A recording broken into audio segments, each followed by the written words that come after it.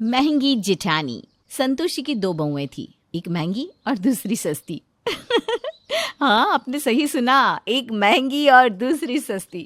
और ये दोनों सिर्फ कहने भर के लिए महंगी और सस्ती नहीं थी। आसपास के सभी लोगों के सामने संतोषी की बड़ी बहू महंगी बहू ही थी। पर ऐसा क्यों, जानने के लिए चलते हैं संतोषी निवास में। सवेरे सवेरे नई नई साड़ी पहने रेशमा अपने कमरे से बाहर आती है और सभी के साथ सोफे पर जाकर बैठ जाती है। कहीं शादी ब्याह में जाना है क्या बहू? सवेरे सवेरे इतना सज धज कर कमरे से निकली हो। पल्लू का काम कितना अच्छा लग रहा है जेठानी जी, काफी महंगी साड़ी लगती है। मेरी साड़ी छोड़ो प्रिया, खराब कर दोगी। तुमने कभी देखी है क्या इतनी महंगी साड़ी? खराब भी क्या मम्मी जी, महंगी नहीं है ये साड़ी। 10,000 की तो है। इससे महंगी साड़ियाँ तो मेरे मायके में लोग नौकरों को दे देते हैं। ये तो कुछ आपने ज्यादा ही बोल दिया भाभी। अब जिन लोगों ने कभी पैसे देखे ही नहीं है ना, उन्हें तो मेरी बात झूठी लगेगी देवर जी। ऐसे ही नहीं पूरा मोहल्ला मम्मी जी की बड़ी बहू को महंगी बहू कहता है। शादी में पूरा शहर सजवा दिया था मेरे मम्मी डैडी ने। ऊपर से 3 गाड़ियां भरकर दहेज लेकर आई थी मैं। बहुत बड़ा धोखा मिल गया मुझे, वरना ये मेरा क्लास नहीं है। कहाँ किसी टाटा अंबानी के घर जाती मैं। खैर, इन कपड़ों में मुझे 1 घंटे से ज्यादा समय हो गया है। मैं जा रही हूँ कपड़े बदलने। फिर मुझे अपनी फ्रेंड्स के साथ एक थीम पार्टी में भी जाना है। किचन तो तुम संभाल ही लोगी ना प्रिया? वैसे भी तुम वहीं ज्यादा अच्छी लगती हो। ये थी रेशमा, जिसे दिखावा करने की बड़ी बुरी आदत थी। उसे अपने आगे सभी के सभी फीकी चाय लगते थे और उसके घमंड में तड़का लगाने के लिए विमल हमेशा तत्पर रहता था। रेशमा जैसे ही अपने कमरे में कपड़े बदलने के लिए जाती है, दरवाजे की आहट से विमल की नींद टूट जाती है। अरे डार्लिंग, तुम? मुझे लगा ये धरती पर अप्सरा कैसी, पर ये तो तुम हो। इतनी सुबह सुबह कैसे उठ गई? तबीयत तो ठीक है ना मेरी जान? एक तुम ही तो विमल जिसे मेरी कदर है, वरना इस घर के लोग तो क्या कहूँ मैं। रेशमा माय डार्लिंग, अपना मूड खराब मत करो। तुम्हें थीम पार्टी में जाना है ना, जल्दी जल्दी तैयार हो जाओ। वैसे भी तुम्हारे बिना कभी कोई पार्टी स्टार्ट हो सकती है? अरे बेकार में क्यों सबको वेट करवाती हो? प्रिया अकेले ही पूरी रसोई संभालती है। सुबह की पार्टी में गई रेशमा शाम को अपनी सहेलियों के साथ अपने घर वापस लौटती है। अरे प्रिया, 3 कप चाय लाना तो। मानना पड़ेगा रेशमा, तेरी देवरानी तो सारा काम अकेले कर लेती है, वरना मैं अपनी रसोई में जरा सी मदद ना करूँ ना, मेरी देवरानी काटने दौड़ती है मुझे। खुशी खुशी नहीं करती, ये सब अपना मतलब है। मैं साड़ियाँ पहनती ही कितनी देर हूँ। देखो, एक बार जो साड़ी पहन ली वो दोबारा पहनती नहीं।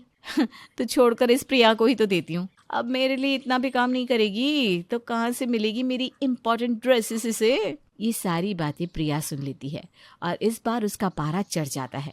वो 3 खाली कप के साथ एक रुमाल लाकर रेशमा की सहेलियों के सामने रख देती है। ये आपका रुमाल, जेठानी की आज तक की अपनी उतरन के नाम पर मुझे ये रुमाल ही तो दिया है उन्होंने, जिसे शायद आपका भाई लंदन से लेकर आया था, है ना? क्या बताऊं नेहा दीदी, मैंने अपनी पूरी अलमारी छान मारी, पर जेठानी जी के दिए हुए इस रुमाल के अलावा मुझे तो कुछ नहीं मिला।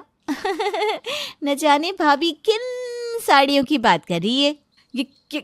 ये क्या बदतमीजी है प्रिया? और ये कप खाली क्यों है? मेहमान नवाजी भी भूल गई क्या? याद है मुझे जेठानी जी, सब कुछ याद है, पर कहाँ आपका क्लास, कहाँ मेरा क्लास। इससे अच्छा है कि चाय आप खुद ही बना लीजिए, अपने क्लास वाली। और मैं जा रही हूँ कमरे में, रात का खाना आपको बनाना है ना, ताकि सब बराबर हो जाए। अरे अरे अरे, ये क्या हो गया? 10 मिनट तो रेशमा को अभी अभी जो हुआ था उसे समझने में लग गए। आज तक उसकी सारी बातें सुनने वाली प्रिया पहली बार उसे सुना कर गई थी। लगता है मेरी ही नजर लगी तुझे, जो तेरी गाय जैसी देवरानी तुझे सुना कर चली गई। खैर, अब हमें चलना चाहिए रेशमा, इससे पहले कि तेरे घर का मसला और बिगड़े। हम चलते हैं, बाद में मिलेंगी। अरे रुक तो, मेरी 5 लाख की पर्स तो देख कर जा नेहा। काफी देर हो गई है यार, मुझे सुबह से निकली हुई हूँ, मेरी सास तो मेरा इंतजार कर रही होगी। चलती हूँ रेशमा, वो पर्स कभी और देख लूंगी। वैसे तुझे रात का खाना भी तो बनाना होगा, जा जा खाने की तैयारी कर। प्रिया तो गुस्से में अपने कमरे में चली जाती है और रेशमा को जाना पड़ता है रसोई में। शादी के दूसरे दिन रसोई में आई थी, उसके बाद आज का दिन फिर रसोई में आना पड़ रहा है। अब मुझे क्या पता कि प्रिया ने कहाँ क्या रखा है। अभी अभी मैनिक्योर करवाया था, मेरे तो पूरे नेल्स खराब हो जाएंगे। एक काम करती हूँ, पेट दर्द का बहाना कर लेती हूँ। और रेशमा अपना पेट पकड़कर जोर जोर से रोने लगती है। उसके चिल्लाने की आवाज सुनकर उसकी सास भागती हुई वहां आती है। अरे क्या हुआ बहू, तू ठीक तो है ना? अरे कराह क्यों रही है बहू? पेट में बहुत जोर का दर्द हो रहा है क्या? जरूर तू बाहर कुछ खा कर आई होगी। मेरे पेट में बहुत जोर का दर्द हो रहा है मम्मी जी, मैं बर्दाश्त नहीं कर पा रही हूँ। अरे रुक, मैं अभी प्रिया को बुला कर लाती हूँ। तुझे ना गैस हुई होगी, प्रिया नमक अजवाइन की फाकी देगी ना तो तू फट से ठीक हो जाएगी। संतोषी जाकर प्रिया को बुलाकर लाती है। प्रिया एक ग्लास में पानी और एक कटोरी में नमक अजवाइन लेकर अपनी जेठानी के बगल में बैठती है। अरे ठीक से प्रिया, तू मेरी साड़ी पर बैठ गई। ओह गॉड, पूरी एम्ब्रॉयडरी की शाइन चली गई। नई साड़ी थी मम्मी जी मेरी। अरे अभी तो तेरे पेट में दर्द हो रहा था बहू, बहुत ड्रामा कर लिया तूने। एक तो बेचारी प्रिया तुझे दवाई देने आई और तू अभी भी साड़ी साड़ी कर रही है। देख आज ना मैं साफ साफ कह देती हूँ, इस घर में अगर कभी किसी ने भी रेशमा को छुआ या उसके आसपास भी गए तो उस इंसान का रिश्ता मुझसे हमेशा हमेशा के लिए खत्म हो जाएगा। तू सोने की बनी है ना, जो तेरी देवरानी के छूते ही तेरा सोना झड़ जाएगा। जा, अब से कोई नहीं आएगा तेरे करीब। ये तो अच्छा ही हो गया, थैंक यू मम्मी जी। इस तरह कुछ दिन बीत जाते हैं। रेशमा तो इस बात से बड़ी खुश थी। वो आए दिन अपनी सहेलियों के साथ घूमती और सभी के सामने अपनी महंगी महंगी चीजों का दिखावा करती। ऐसे ही एक दिन बॉडी लोशन फेस पैक लगाकर छत पर जाती हुई कहती है, बॉडी लोशन की शीशी मैं नीचे छोड़कर जा रही हूँ, अब कोई मेरी गैर मौजूदगी में उसे लगा मत लेना, काफी महंगी वाली है। रेशमा जब छत से नीचे उतर रही थी तो उतरते वक्त उसका पैर फिसल जाता है और हर बार चोट का नाटक करने वाली रेशमा को सच में चोट लग जाती है। मेरी कमर, देवर जी, प्रिया, कोई आओ, मुझे उठाओ, मेरी कमर। रेशमा की चीख सुनकर सभी भागते हुए वहां आते हैं, पर कोई उसे नहीं छूता और सभी के सभी दूर खड़े हो जाते हैं। नहीं भाभी जी, हम आपकी मदद नहीं कर सकते। आपकी इतनी महंगी साड़ी है, साड़ी खराब हो गई तो? और ऊपर से आपने इतना महंगा लोशन जो लगवाया है, वो लोशन उतर जाएगा ना हमारे छूने से जेठानी जी। अरे आग लगे लोशन को, शरीर ही नहीं रहेगा तो काहे का लोशन, काहे की साड़ी।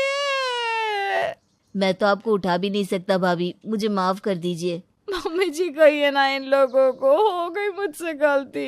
अब अगर मुझे कोई छुएगा ही नहीं तो मैं यहीं गिरी पड़ी रह जाऊंगी। मुझे एहसास हो गया कि ये दिखावा तब तक ही अच्छा लगता है जब तक आप स्वस्थ हो। बुरे वक्त में तो घर वाले ही काम आते हैं। जाओ बच्चों, उठाओ उसे, अब उसके अकल ठिकाने आ गई है। आज के बाद वो कभी दिखावा नहीं कर पाएगी।